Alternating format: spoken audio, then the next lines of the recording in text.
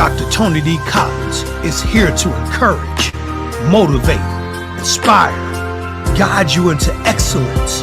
Your success matters.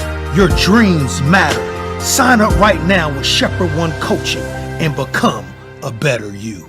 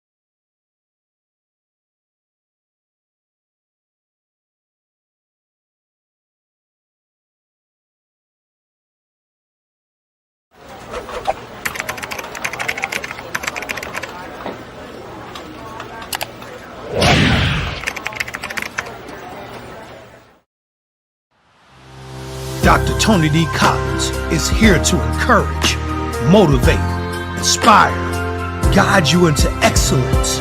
Your success matters. Your dreams matter. Sign up right now with Shepherd One Coaching and become a better you.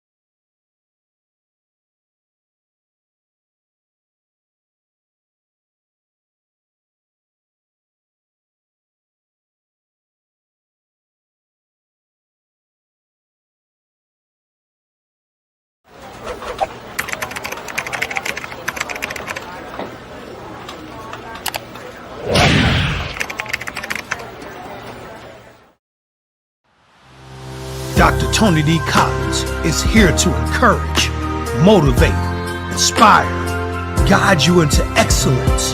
Your success matters. Your dreams matter. Sign up right now with Shepherd One Coaching and become a better you.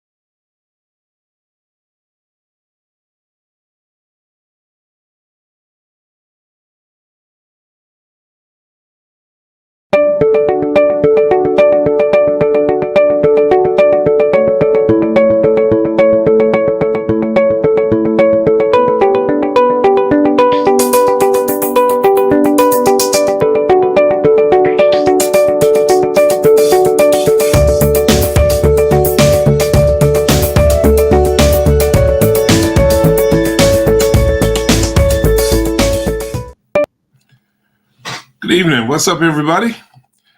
I trust and pray that everybody is doing well on this Thursday evening.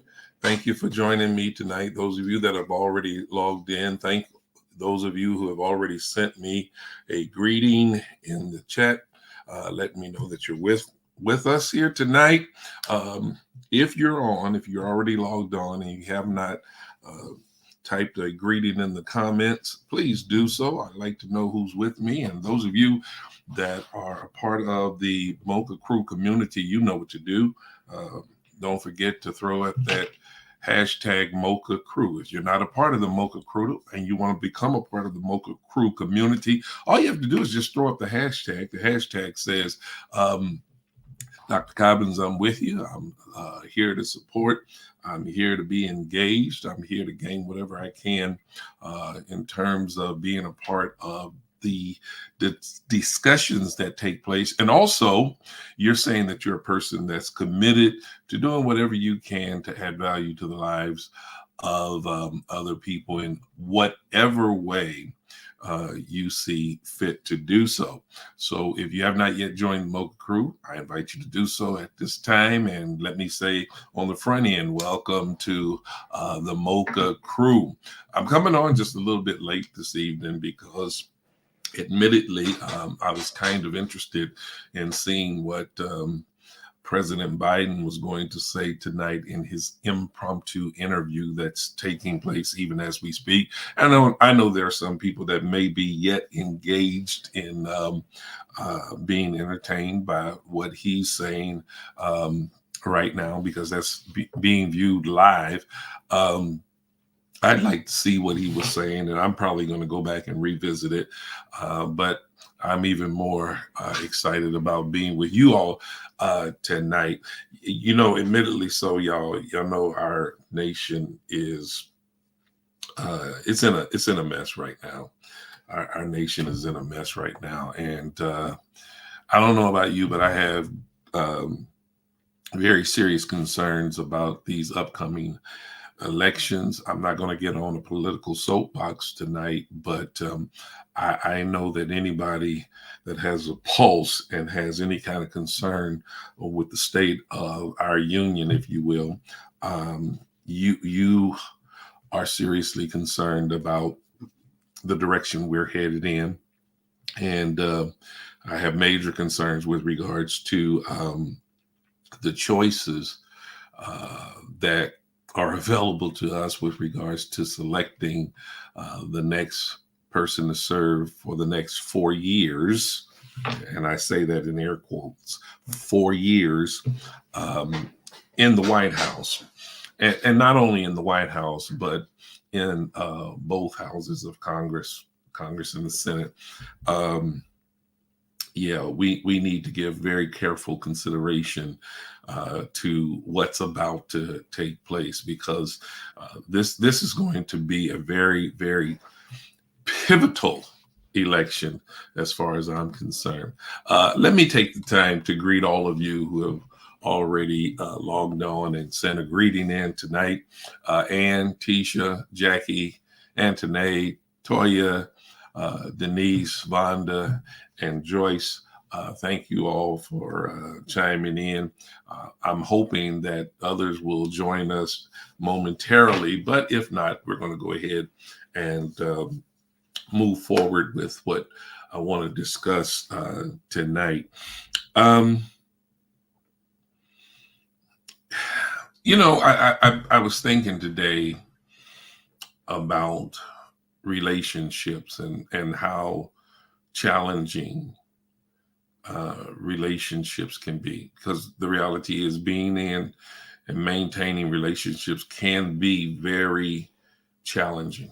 It can be a lot of work. It can require a great deal of maintenance. And I think one of the reasons why I was thinking so deeply on this subject matter is because for the past few days, I've been in discussions with various people concerning relationships and the dynamics of relationships. And although the people that I have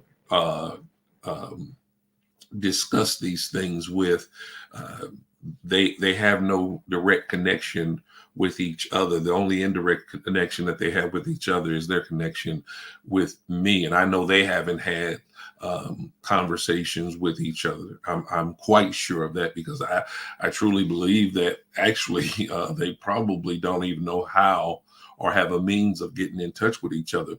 But all of the conversations seem to center around the same thing of how difficult it is to maintain healthy relationships and how challenging it can be trying to maintain relationships with people who make it very difficult, make it very, very challenging. And listen, I can tell you right from the very start, I have been in some very, very challenging relationships, both business wise and personal wise, and one of the things that makes it so challenging is when you feel like you're in a position wherein you're doing all the giving, but none of what you give out is being reciprocated. You never get back anything with regards or in terms to being at least close to being equal to what you're constantly giving out and constantly pouring out. And that can be a tough situation to find yourself in. For me, being in certain relationships has to make sense. It has to make sense for me. And you know what? I've learned this as I've aged and become more and more mature. I finally had to come to the conclusion that I can't find myself I can find myself investing into every person that wants to be in relationship with me, because sometimes people want to be in relationship with you for very selfish reasons, especially when you're a person like myself that has somewhat of a high public profile. When people think that your name carries a certain amount of weight in the public eye, when people feel like that you're popular or that they can benefit from aligning themselves with you, they'll do it quick, fast, and in a hurry. And I will say this, that in my younger days, I made the mistake so many times of engaging in or embracing relationships too quickly, entering in too quickly, accepting people into my circle too quickly. And the reason why I said that it was a mistake to some degree is because after a short period of time, I would soon discover that these people weren't as committed to investing in the relationship as I was. I can't tell you the number of times that I've met people, and I'm going to say in my situation, to be very clear and very specific, I've met pastors and preachers and leaders and politicians and all of that who, when our first encounter is very cordial.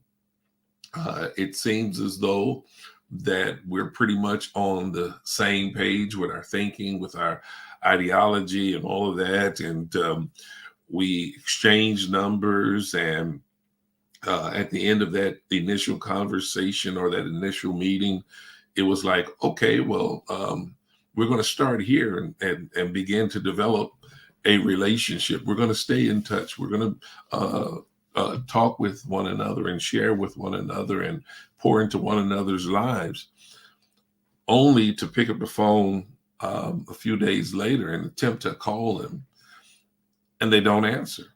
You leave them a text message, or at least I have left text messages, never get a response. Leave voicemails. Voicemails go ignored. And I'll give people a couple of different opportunities to respond to me. I'll call again. I'll text again. I'll leave another voice message, whatever I think it takes, just giving them a fair opportunity to respond to my attempts to reach them and communicate with them. And they never respond to my reaching out. And I have to ultimately conclude that they really weren't interested in developing a relationship with me for whatever reason. Even though I was all in, I was fully willing to um, engage in what I would hope to be a wonderful, healthy, mutual friendship and relationship, but it doesn't always work out that way. And that happens to you enough. One of the things that ultimately happens is that you start wondering about yourself. You start wondering about your presentation. Is it me? You start questioning. Is it me? Am I not presenting myself right? Is something that I'm doing or saying turning them off? And then, as you begin to review these things over and over in your mind, you come to the conclusion that the reality is it's not you. Sometimes it's just the other person and they have no desire to be in relationship with you. And really, uh, when you really unpack it all, you might just discover that there was no potential fit for the two of you. So, in my maturity, as I've gotten older, one of the things that um, is a must for me when considering whether or not I'm going to enter into a relationship with a person or try to develop a relationship with a person, um, there needs to be some sensible or reasonable rhyme or reason for me to enter into that relationship and for me to retain the desire to maintain that relationship. I can't just view it as an opportunity simply to pour into somebody else, but I need to be able to benefit from whatever relationship that I'm finding myself in or being engaged in. I've got to be able to find the benefit, because of the role that relationships play in the life of an individual. It's so important that we learn to be very selective in terms of the people we decide to enter into relationship with. Got to be selective. And some people uh, don't have a great appreciation for an individual's selectiveness in terms of who they choose to be in relationship with or who they choose not to be in relationship with. It's a tricky situation for me because if I decide or I choose or if I give off the sense that I'm really not interested in being in a relationship with people, I get labeled as being snooty or standoffish or unfriendly. And people love to take those kind of things, take people like myself who has a public profile, who has developed and built up a decent reputation in the public eye. They like to find little things to indict that individual on or indict people like myself on, whether it's true, whether it's exaggerated, whether it's imagined or not. Uh, More times than not, whenever they start to put out a negative narrative about a person who has a high level of respectability in the public eye, that thing can gain traction real quickly. And so I have to be very careful. And I know this just doesn't apply to me because I know that there are people that's viewing this right now and that people that are going to view this later on. You are challenged by this same type of situation. You have to be very, very careful. You have to be very selective, especially if you have a job or a position of great importance wherein you're helping people to achieve their hopes and their dreams. Listen, there have been so many people who have rang my phone, who have come to the office seeking to make a hookup with me, business wise or otherwise. They want to get attached to me, associated with me, so they can advance their personal and private dreams and visions. And don't get me wrong, I'm not saying that there's something just totally wrong with that, because all of us need somebody to help us to achieve our dreams and visions. No one can ever achieve their dreams and visions alone. You're going to always need someone at some point over the course of you pursuing your dream and vision. You're going to need someone to get hooked up with, to become associated with, whom you can work with, whom you can lean on, who you can bounce things off of, whom you can receive sage wisdom from. You're going to need those kind of people in your life, but attaching yourself to those kind of people, getting in relationship with those kind of people, and allowing those people like that to attach to you, you got to make sure that the motives are pure, both their motives as well as your own motives. One of the things that I'm very, very careful of is I don't want to attach myself to people, nor have people to attach themselves to me just for the sake of notoriety. Relationships are way more important than just becoming more publicly noticed or boosting my reputation in the public eye. You ought to feel like relationships are more significant and more important to you than that as well. Let me see what Toya has to say. Toya says, I think I've been the other extreme in being too apprehensive and cautious of others by picking up cues immediately. My question is, what is being too selective in your opinion? Well, I would have to answer that like this, Toya. I've learned that you have to take everything on a case-by-case basis. I'm a person who typically, I'm not overly suspicious or apprehensive about people. That's just my nature. I go into situations giving people the benefit of the doubt. I give people an opportunity to present to me the best version of themselves, and I embrace whatever is presented to me, so long as I detect or sense that the presentation is pure, it is authentic, if you will. It's organic.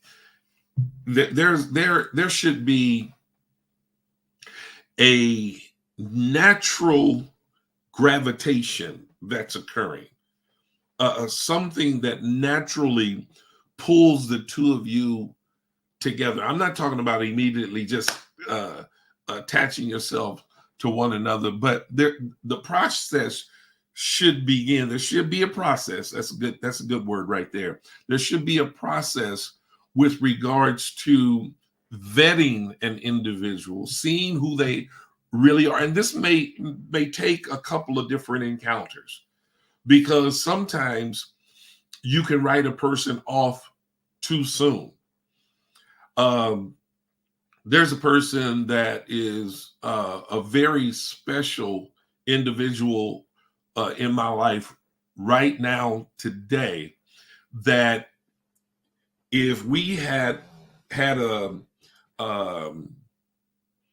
made conclusions about one another based on our initial encounter with one another, we would have both, and actually wind up, it extended to my wife and their spouse.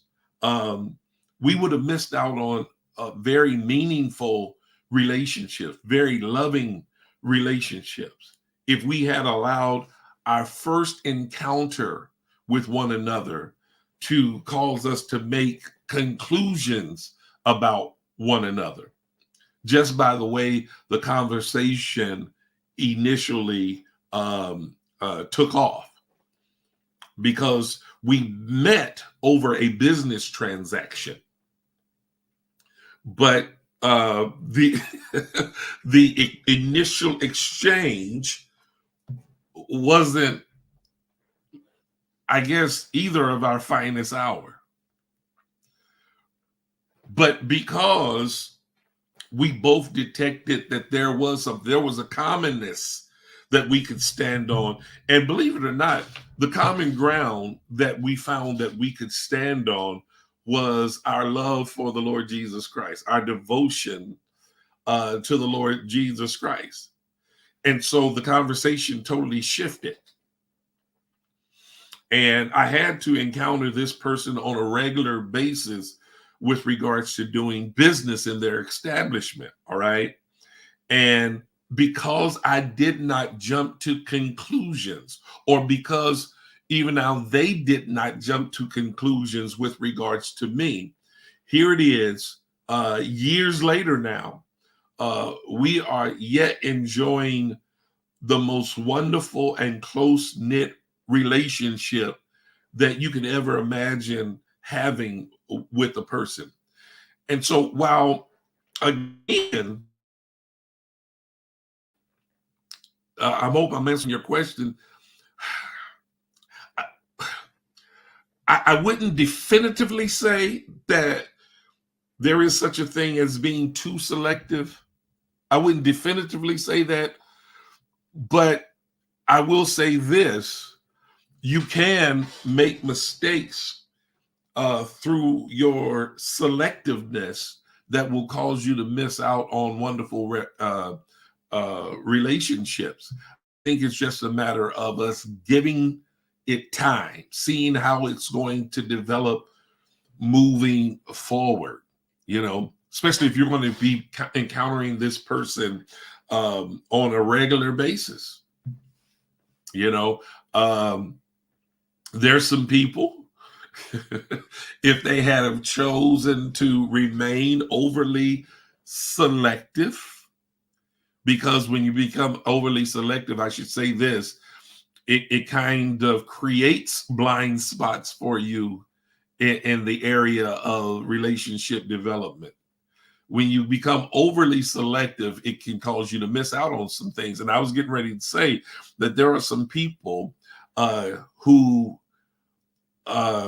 came close to missing a lifelong life partner, a good, wonderful spouse, a good husband, or a good wife, because that spirit of over selectiveness was on overdrive at one point when they first encountered this person, or even for a period of time after meeting this person and before they gave in to wanting to get to know the person. I hope I'm answering. I hope I'm answering the question. Toya says, "Thank you, Bishop. That helps. I have to work on giving people more time in the vetting process." That's wisdom. That's wisdom. Tisha says, "I try to give benefit of doubt until I find out otherwise." That's fair. That's fair. Because again, just by reason of our human nature, we tend to jump to conclusions. And sometimes with jumping to conclusions, you find yourself jumping off of a cliff, a proverbial cliff, of course. But, we can make knee-jerk decisions. And those knee-jerk decisions does a disservice to us rather than providing a service for us. Lachelle says it's always good to proceed cautiously. I agree. Toya says, I would also hope people give me a fair opportunity to reveal my character and personality. And with that being said, Toya, is that sometimes it takes several encounters with people or people having several encounters with you before they discover who you really are, before they discover your character and the beauty of your personality. You know, it's been my experience at times that people have concluded things about me based on my pulpit demeanor. You know, y'all know when I'm really putting out a serious word with the spirit of urgency, I know I can come across really stern and really firm, and some people they translate all of that to mean something totally different. I've told you all before that I've been accused of being arrogant. I've been accused of thinking I know it all, but these accusations come against me from people who never had a real personal encounter with me. I think the worst description of me would be arrogance. I don't know. I don't know how to be arrogant. I don't think I do well with trying to be arrogant. And besides that, my mama would get me if she ever discovered that I was attempting to be arrogant. That's one of the things my mother has preached to us over the years. I'm telling you, you got to be humble. You got to be humble. Don't be getting all lifted up. Don't get out there and start thinking that you're this, that, and the other. My dad modeled before us how to be a people person. That's where I learned that thing from. I used to watch my dad and how he would engage people, and it was always very warm and inviting and welcoming. And I just tried to pick up on what I saw him do. And I think that I caught a lot of what he taught and modeled before me. Vonda says, I discovered about myself that I didn't desire to build relationships with people of other races. Not that I was prejudiced. I just felt more comfortable with my race. But over time, changed my thinking. That's very, very transparent, because there are a lot of people who are not willing to admit that there has been a time in their life, and some people are still like this, where they would just rather not have to deal with people of other races. And I know some of you might resent me saying this, but there have been people of other races who've been a great blessing to me. I mean, tremendous blessing to me in ways that you can never imagine. Some people literally reject the book because of the cover. It's not the cover that matters, it's the content. And I think that's another good, wonderful, healthy way at looking at or developing an approach to deciding whether or not you're going to engage a person in a relationship. It's not the cover that matters, but it's the content. And that's how you should decide whether or not you're going to engage in a relationship with a person, by the content of their character. Thank you, Dr. Martin Luther King. Tisha says, Toya, I'm highly selective though, but it's after observation. That's wisdom right there. I'm sure that's why I don't have a lot of friends, but I probably could have more. Some of the people we call friends are really not our friends. They're just acquaintances. And we've got to know the difference. Just because a person knows your name, just because a person is familiar with your family, just because a person has some information with regards to your background, just because you encounter that person on a regular basis, that does not make for a friendship. I used the word vetting earlier. You have to go through the process of vetting people, finding out who they really are, what they're really all about. There are some people that I've encountered in life that, for the most part, they are very, very nice people. I think they are wonderful people, just as nice as they can be, but they're not for me. And that's not a negative. That's not a bad thing. That's not to say that I would begrudge encountering them on a regular basis. But it simply means that there's not a fit there. And I'm going to share some things with you in a minute with regards to understanding how important that fit is. Vonda says, started to open myself and welcome different people, and I learned so much and found great friends. That's how you find great friends, when you're willing to open yourself.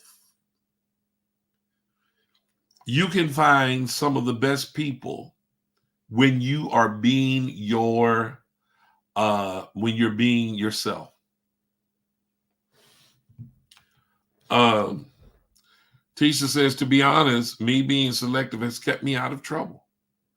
I will not hang out with you if you wilding out. Okay.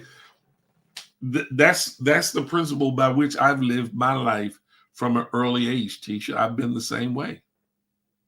When you're wilding out, I don't know what you might do. And I don't want to be or find myself getting caught up in the mess that you've created in the name of friendship. No, I just don't want to do it. Tisha says, when I first came to Canaan in 2010, a friend of mine said you was arrogant. I told her you were not at all. She shut up after that.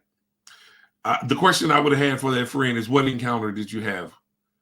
What personal encounter I would have asked her, what personal encounter did you have with him?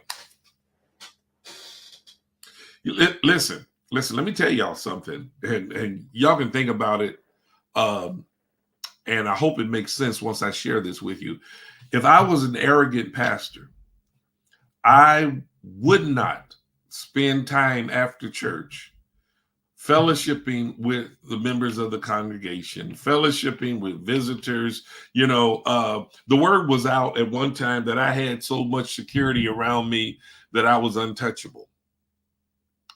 And that was simply not the truth. That was a lie. I am a people person. And just for the record, for some of you that may not know, oftentimes, most every Sunday, Lady Ann and myself are the last two to leave the sanctuary. And that's after engaging with everybody.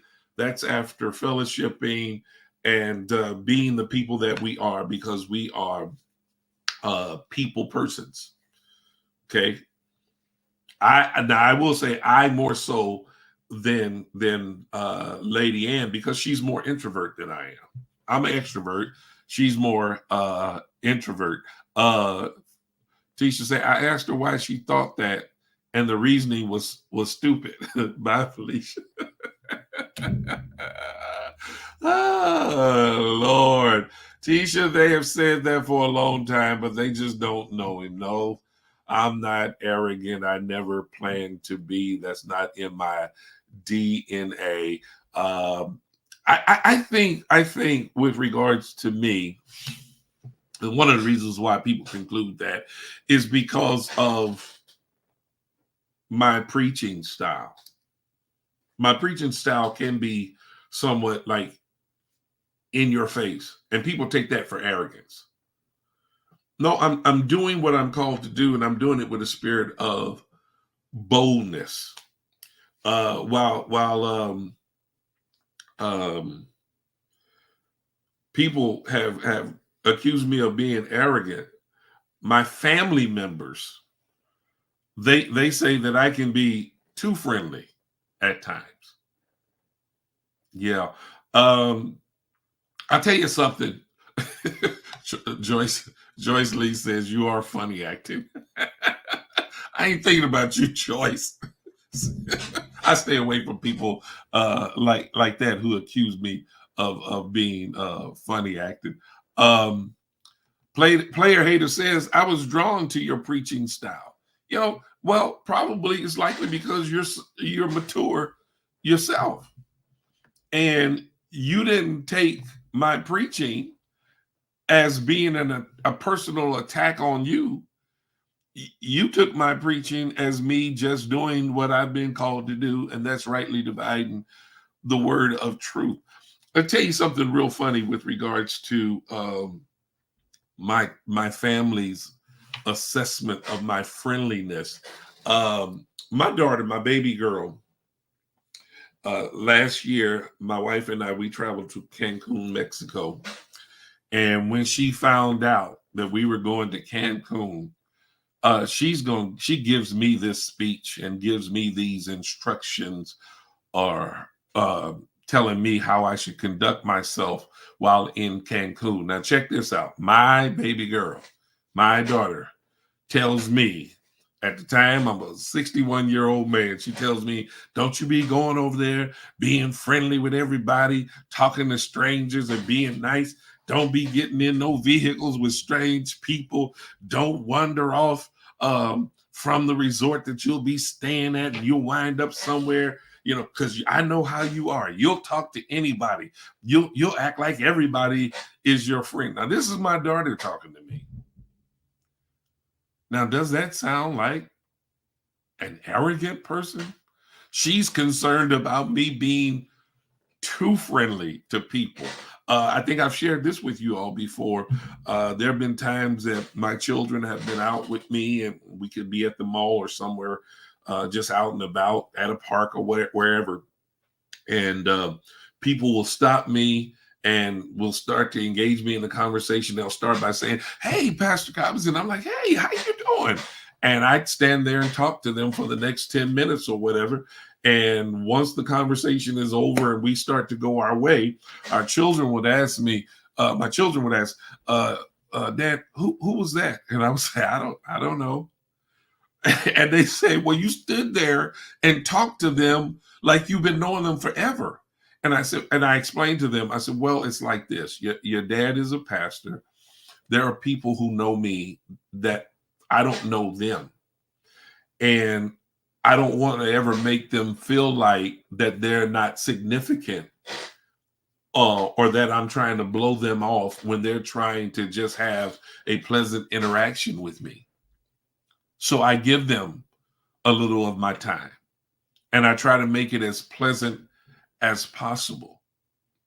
And although I may not have a clue who that individual is, um, my objective with engaging them is to make their day, in a small way, if it's possible, and for them to walk away having a good impression, not only of who I am, but having a better perception with regards to the character and nature of pastors and preachers, period. So it's not just about me. I'll even take it a step further. I want them to have a good feeling about who Christians are and how true, authentic Christians conduct themselves and engage other people. Vonda says, years ago, when I first joined Macedonia, Bishop, I always remember how you were so friendly to me and even invited our family over for fellowship. And to this day, you are still the same friendly. I mean, it's who I don't know really how to be any other way. On the flip side of that,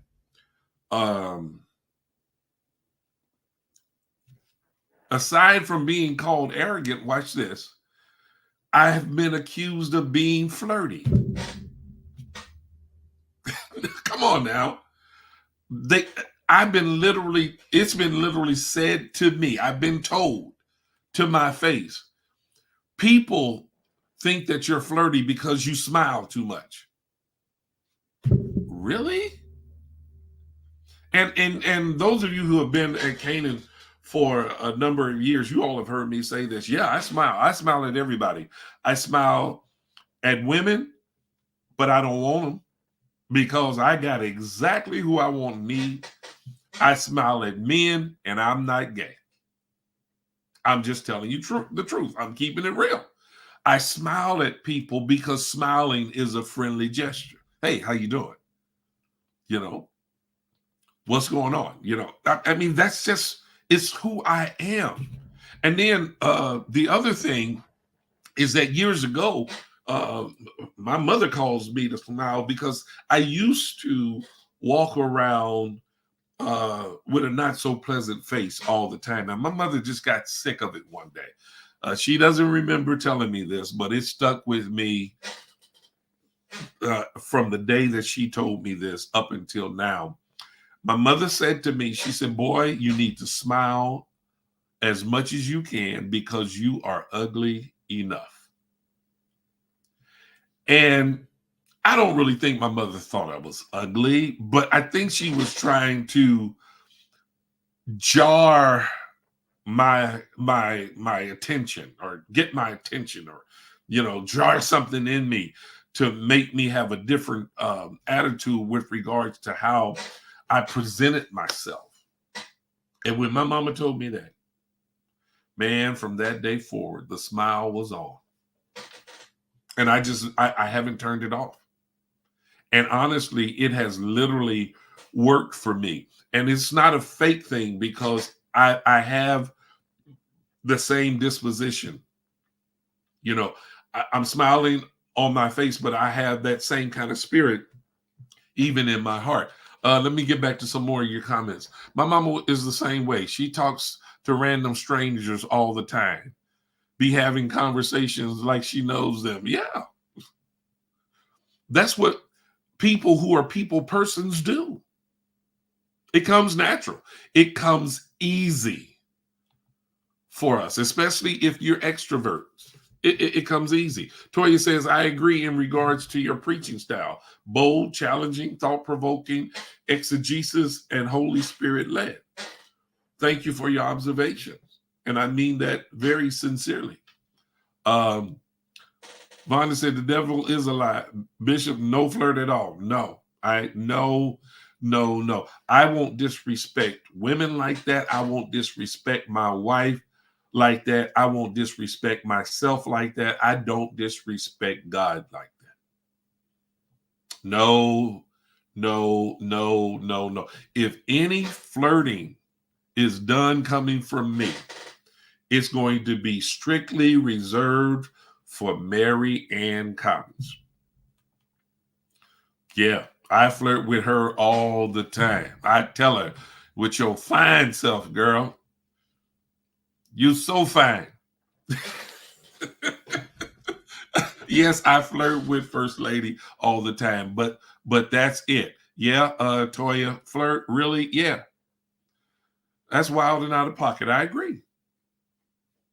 And Jackie, you're right. People always put labels on others. Toya said, Mama Cobbins, that sure would have had my attention. Well, it got my attention. Smiling is all in the people business. Yes, it is. If we are to be welcoming, a smile is the simplest gesture. Man, you saying it right there. I can't tell a disposition from afar, but I can see a smile. Oh, I love that.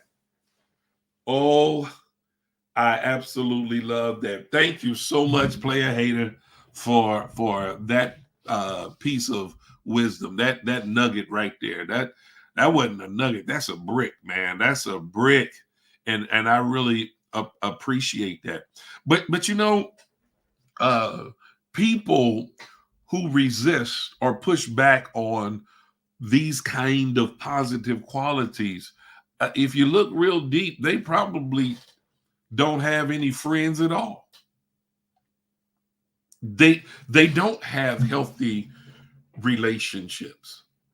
And I'm telling you, a relationship is meaningless unless it's a healthy relationship. Now, Lachelle Moore is chiming in, the person who has worked for me for 32 years. Arrogant? Absolutely not. He will stop and talk to a light bulb. Well, if it speaks to me, I'm going to talk back. Any age, race, or sex. He's a people person, always willing to listen to your story, no matter how crazy it is. That's absolutely right. Because I think people ought to be made to feel as though they're being heard, that they're valued, that they are important. Let me say this, and I know this is almost become about me right here, and I didn't mean to make it about me. But another thing that people have said to me, you can't talk to him. And most people, when it comes to foolishness, they won't bring stuff to me because I have a rebuttal for foolishness. And really, I have a low tolerance for foolishness. And most people won't talk to me face to face, one on one, when they want to stir up or bring up some foolishness. It's because they know that I possess enough word and wisdom to debunk the foolishness that's brought to me. That's not brag.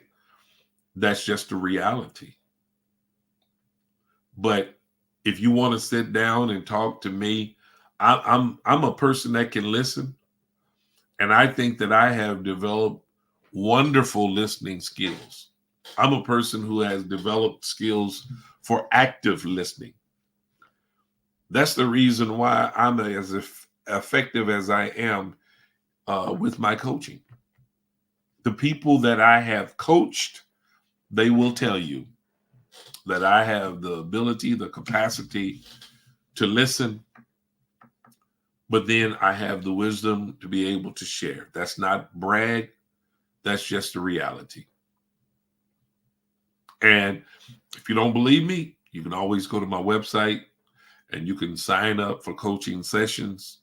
Right now, I have slots available. That's right. You can go to Shepherd, theshepherd1.com. That's my website. And on there, you can sign up for coaching sessions. And you can sign up for as many as your heart desires. But they come with a fee and not for free. I'm just being upfront with you. Let me get this last comment. Toya says, I feel like who oppose politeness and kind gestures are afflicted with a bad spirit that gets irritated and agitated by light. Very well said. Very well said. There's so much more that I want to roll out with regards to this subject matter, this subject of the right fit in relationships. But here's what I'm going to do. I'm going to save some of this for our next session. I'm going to continue this conversation in our next session. Thank you, Tisha, for providing the website there. And again, if you're interested in engaging my services, my coaching services, you can go to that website and you can set up a time of consultation to see if we'd be the right fit with each other, and to see if my coaching sessions can be beneficial to you. All right. Well, that's all I have for tonight. Y'all been wonderful, as you typically are. It's been a joy and a pleasure. Remember, tomorrow is Friday. We won't be on tomorrow night, but we'll be back on Monday. On Monday, we're looking forward to sharing with you on Monday, and we'll just continue in this conversation with regards to making sure that you have the right fit in relationship. That's the only way you're going to benefit from a relationship, is that the relationship is a right fit for you. All right. I'm going to leave you with that. I love you guys. God bless all of you. And again, I want to bid you a good night.